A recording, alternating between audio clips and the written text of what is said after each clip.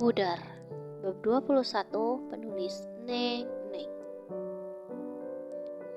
Berjalan kontai dengan bungkusan kresek hitam di tangannya, Lili melewati sebuah gang sempit untuk menuju pada kontrakan kumuh yang ditinggalinya sekarang. Rumah kontrakan dengan bayaran paling murah untuk manusia tidak berpenghasilan banyak seperti dirinya. Lili membuka pintu tersebut, lalu masuk ke dalamnya. Langsung menundukkan bokongnya di atas kasur tipis yang tidak dialasi spray sama sekali. Udara terasa pengap, juga panas. Lili menghela napas panjang, merebahkan tubuhnya, lalu matanya menatap pada langit-langit kamarnya. Mata Lili enggan terpejam. Netranya membayangkan jika dia masih tetap menjadi Lili si murid berprestasi. Maka sebentar lagi Lili akan mengikuti ujian dan akan segera masuk kuliah. Bunda pasti akan sangat bangga padanya. Namun, alih-alih melakukan ujian sekolah, Lili kini malah mendapatkan ujian hidupnya. Menghela napas panjang, tatapan Lili kembali kosong, menatap masa lalu yang terasa begitu indah. Rasanya baru kemarin, tapi kenapa? Kini semuanya terasa memuakkan jika diingat. Kamu tidak apa-apa. Anak remaja SMP itu menghampiri Lili, membantunya untuk berdiri kala melihat Lili terjatuh di pinggir jalan karena tersandung sebuah batu. Lili berlari karena dikejar seekor anjing dan berakhir terjatuh dengan napas yang masih ternganga. Aku tidak apa-apa.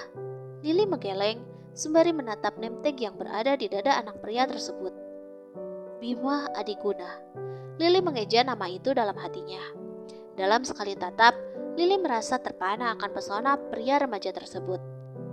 Lain kali, hati-hati, ucapnya. Lalu kembali berlari menuju semua mobil yang terparkir di pinggir jalan. Lili hanya menatap pria itu dengan tatapan kagumnya. Sebelum kembali masuk ke dalam mobilnya, anak lelaki itu kembali menatap Lili sekilas, lalu tersenyum, masuk ke dalam mobil, dan mobil tersebut segera melaju, berlalu pergi. Tunggu! Tangan Lili terulur, namun segera urung dilakukannya. Lili menatap pada sebuah buku yang tertinggal di atas tanah. Lili meraihnya, lantas membacanya perlahan. Bima Adiguna. Dia mengisi sebuah formulir masuk SMA Harapan Bangsa. Aku juga harus bisa masuk ke sekolah itu, agar aku bisa kembali bertemu dengannya.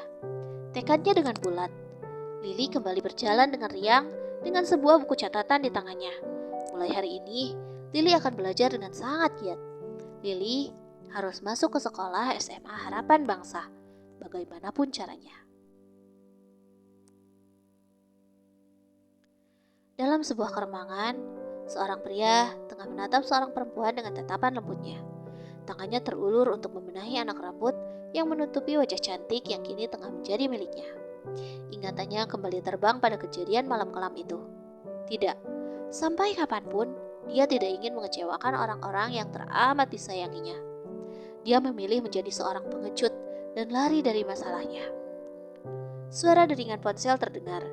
Bima, lelaki itu segera meraih ponselnya yang berada di atas nakas, menekan ikon hijau, lalu berjalan menjauh dari ranjang. Halo? Suara itu terdengar serak, khas orang bangun tidur. Lo emang brengsek! Suara di seberang sana tiba-tiba saja menyentaknya, membuat Bima mengerutkan keningnya. Maksud lo apa? Emosinya terpancing. Setelah sekian lama jarang berkomunikasi, semenjak kepindahannya ke luar negeri, tiba-tiba saja sahabatnya itu memakinya sesuka hati. Tentu saja, Bima merasa kesal. Lo pengecut, brengsek, lo lari dari tanggung jawab. Makinya sekali lagi. Pria di seberang sana terdengar begitu emosi. Gak usah banyak bacot, mau lo apa? Bima kian emosi.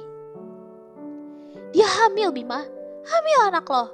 Keluarganya hancur, masa depannya hancur lebur. Dan lo masih bilang kenapa? Brengsek, itu anak lo. Harusnya lo tanggung jawab. Luapan amarah itu terdengar begitu memekakkan telinga, membuat Bima tertegun.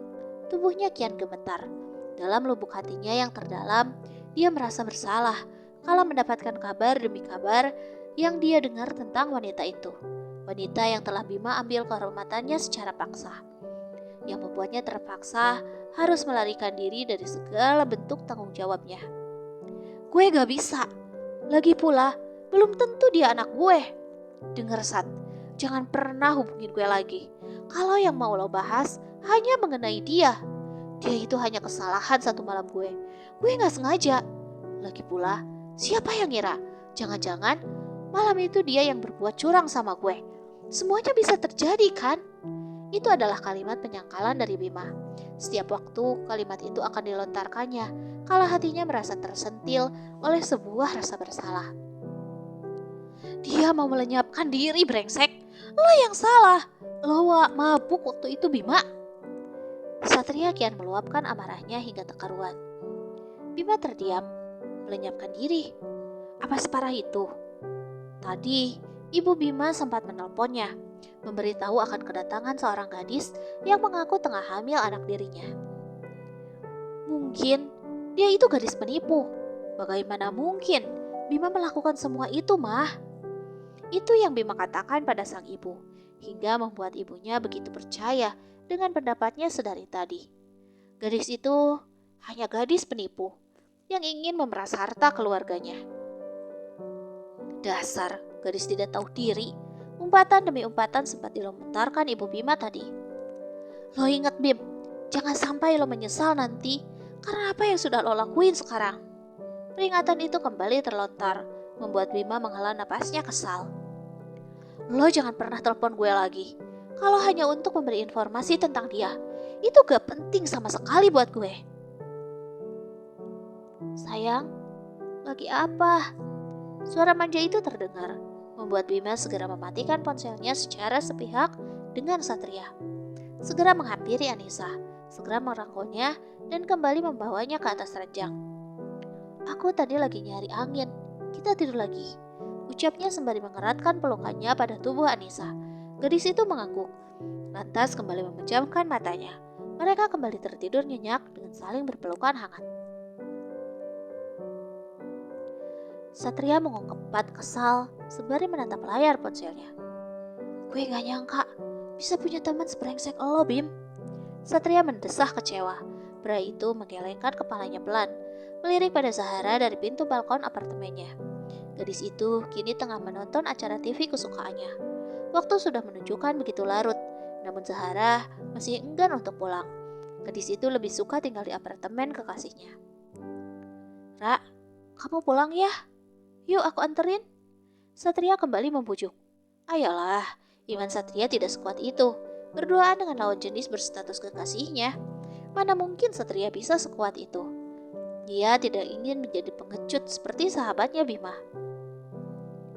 Kamu udah nelpon teman kamunya? Siapa sih yang kamu telepon? Kok aku gak boleh tahu? Alih-alih mengiyakan ajakan pulang, Zahara malah membahas hal lain. Ada, Ra. Yuk, aku anterin pulang. Satria meraih sebuah jaket yang tersampir di kepala sofa. Aku gak mau pulang, Sat. Mama sama papaku gak ada di rumah. Aku kesepian tahu.